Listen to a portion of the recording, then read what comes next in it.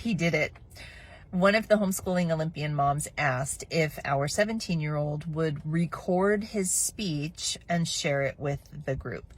Now, he is 17 and he didn't read till he was 10.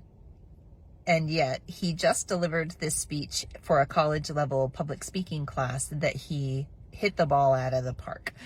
His speech is on dyslexia, and it was the second speech that he delivered within the class. And his professor note basically said, you have the best delivery of anyone in the class, and you also have the spark and the magic of someone like a CEO that's been delivering public speeches for decades.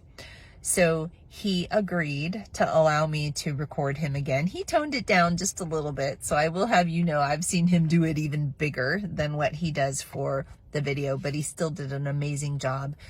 I really loved this speech. At the end, I'm going to circle back on and say one thing about dyslexia. So without further ado, here is my son in our living room delivering his speech. What is dyslexia?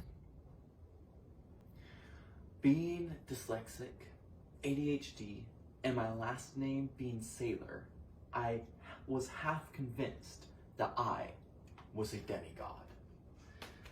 When I was 10 years old, I read my first book, Percy Jackson and the Lightning Thief, and only about a couple weeks prior, I hadn't been able to read a page, a paragraph, or even a sentence by myself.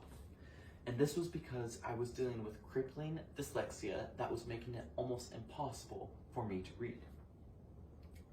Today, I want to be talking about what is dyslexia. And according to the British Dyslexic Association, dyslexia is a learning difficulty which primarily affects reading and writing skills. Dyslexia is actually about information processing, and dyslexic people may have difficulty processing and remembering information they see or hear.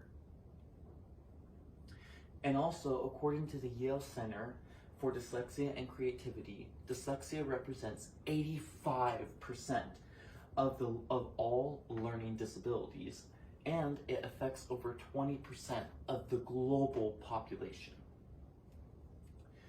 Before we talk about some symptoms of dyslexia, first we need to talk about how the brain works according to dyslexia. So with the left side of your brain, the left side of the brain has to deal with your scientific, writing, reading, and thought process. The right side of your brain has to do with your artistic, creative, adventurous, and problem-solving side of your brain. How this correlates with dyslexia is when a normal person reads something off of a page who does not have dyslexia, the words come from the page to their eyes, then it moves to the left side of the brain where then it's understood, processed, and put away.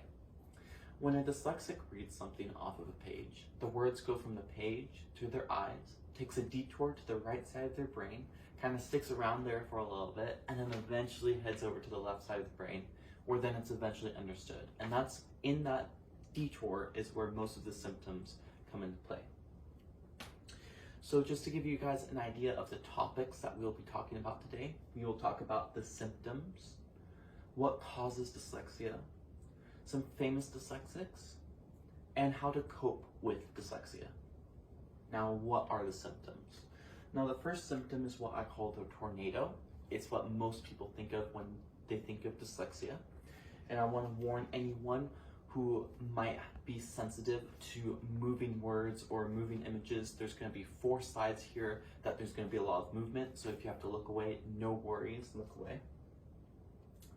The first one is a 3D animation of what it can be like where the words fly off the page. You'll often hear dyslexics saying that the words are flying around, the letters are flying around. This one is where it comes off of the page and kind of moves around. The second one is where the letters or the syllables of a word switch around and they move within the confines of the word. I say that because with the next one, it's where the letters and synonyms are moving in the context of the paragraph or page, which makes it a lot more difficult to read whatever you're trying to decipher. The next and the last form of the tornado, of what I like to call it, is the 2D motion, where it can either be moving up or down, side to side, vibrating, or even wiggling like this one is showing. Forgetting is another common symptom of dyslexia, and this is because you were just so focused on bringing the words onto the page or figuring out what the word is actually saying that you can forget what you just read because you're so focused on reading that one word or getting to the next one. And it can be 2 chapters into a book and then you realize, oh, I don't remember anything, and you have to start over, which can be really annoying. Now, what causes dyslexia? And I'm gonna be very forward. It's your parents' fault. It's biological, it's hereditary. According to the Cleveland Clinic's Dyslexia Overview, dyslexia is highly genetic and runs in families. A child with one parent with dyslexia has a 30 to 50% chance of inheriting it. Now that we know what causes dyslexia, who are some famous dyslexics that you might know of? You've probably heard of Albert Einstein.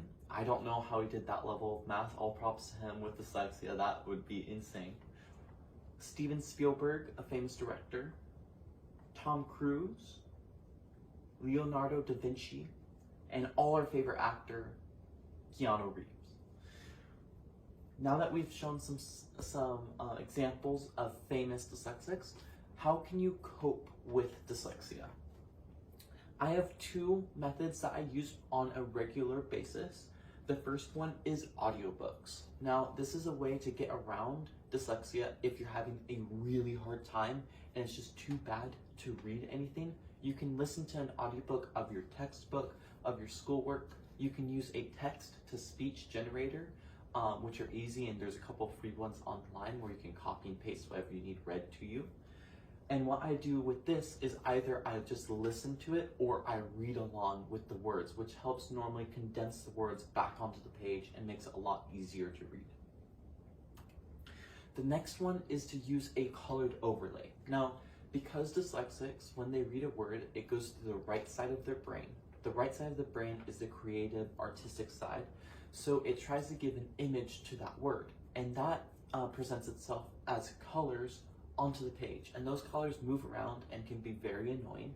So using a colored overlay mutes all of those colors and makes it a lot more uniform and easy to read.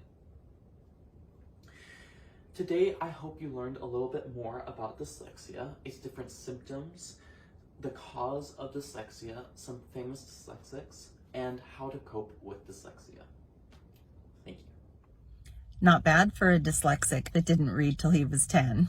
I know I'm his mom, but the reason I really appreciated this speech was because it opened my eyes. I don't have dyslexia.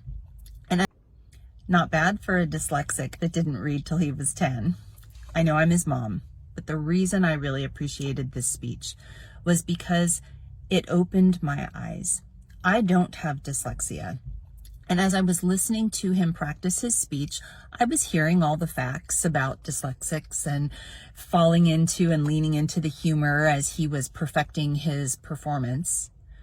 But then when he put it all together and he added the little videos about what it looks like to read as a dyslexic and the difference between words going to the eye to the left side of the brain versus for a dyslexic going to the right side of the brain and taking a detour and getting stuck. It elevated my level of respect for what this child has accomplished in the last 17 years. It is unbelievable. If your kids struggle with dyslexia, I would recommend that you take the 2 tips that he recommended, the audiobooks and the reading along, finding the text-to-speech editors that you copy and paste the text into, and then you read the text as you listen to it. Like Stephen was saying, it anchors the text to the page so that he can comprehend what he's reading. And then using those overlays that help you actually read the text. There are other things that you can do to help with dyslexia, and I would encourage you to test and research and find what works for your kids. But at the end of the day, just giving them time and space to develop and to be cultivated in an atmosphere of love and acceptance and determination to do your best is really what what helps at the end of the day. So if you have any comments for my son, you can comment below and I will make sure that he sees them. And thank you for the parents that suggested that we have him record his speech, and we'll see you in the next video.